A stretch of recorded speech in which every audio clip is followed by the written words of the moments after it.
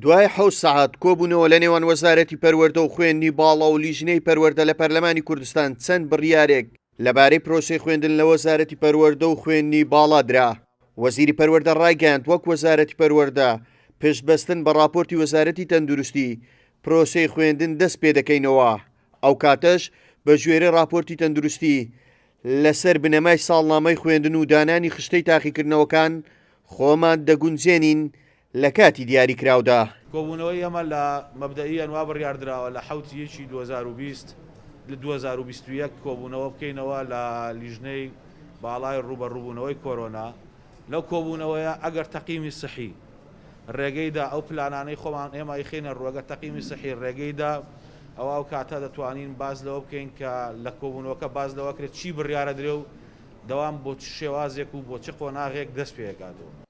لەبارەی مافی مامۆستایانی وانەبێژ وەزیری پەروەردە ڕایگەیاند بە بڕیاری حکوومەتی هەرێمی کوردستان هەماهەنگی لە نێوان وەزارەتی پەروەردە و دارایی کراوە تاوەکو مافە داراییەکانی مامۆستایانی وانەبێژ دابین بکرێت. سەبارەت بە خوێندنی باڵاش بریکاری وەزارەتی خوێندنی باڵا ڕایگەیاند ئەم ساڵ ژمارەیەکی زۆری خوێندکار لە ناوەندەکانی زانکۆ و پەیمانگاکان وەرگیراون و ئەوەش کێشەی تەکنیکی بۆ دروست کردوون چونکە ئەوان توانای وەرگرتنی 45,000 کورسیان هەبوو بەڵام نزیکەی 53,000 خوێندکاریان وەرگرتووە. باسی ئەومان کرد کە هەمان ئەو سیستەمەی کە لە سەرەتایی ساڵی خوێندنەوە پەیڕۆمان کرد سیستەمی ئاوێتەیە سیستەمەکە بەو شێوەیە بەردەوام دەبێت ئەویش ئەوەیە کە تێکەڵاویەکە لە نێوان خوێندنی ناو کەمپەس و خوێندنی ئۆنلاین بەپێی بارودۆخی تەندروستی. لەبارەی پرۆسەی خوێندنیش ڕایگەیاند وەزارەتی خوێندنی باڵا خۆی لەگەڵ دۆخی تەندروستی گونجاندووە بە خوێندنی تێکەڵ لە نێوان کەمپەس و ئۆنلایندا.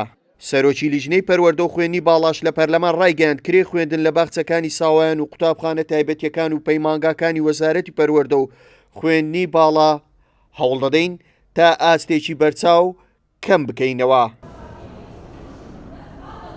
لە زۆربەی زانکۆ حکومی و ئەهلیەکان بە خوێندنی پاراڵێلیشەوە دیارە هەندێک لە زانکۆ پەیمانگاکان کرێ خوێندنیان زیاد کردووە بە مقارنە لەگەڵ ساڵی پار.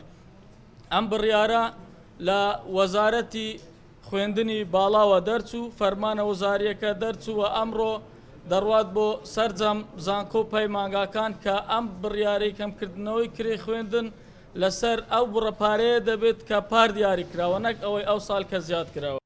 بە گوێرەی زانیاریەکان پەرلەمان و حکوومەت ڕێککەوتون دەیەکی ساڵی 2021 دەست بە پرۆسەی خوێندن بکرێتەوە و هیچ پشوویەکی فەرمیش بۆ خوێندکاران نامێنێت جگا لە ڕۆژانی هەینی.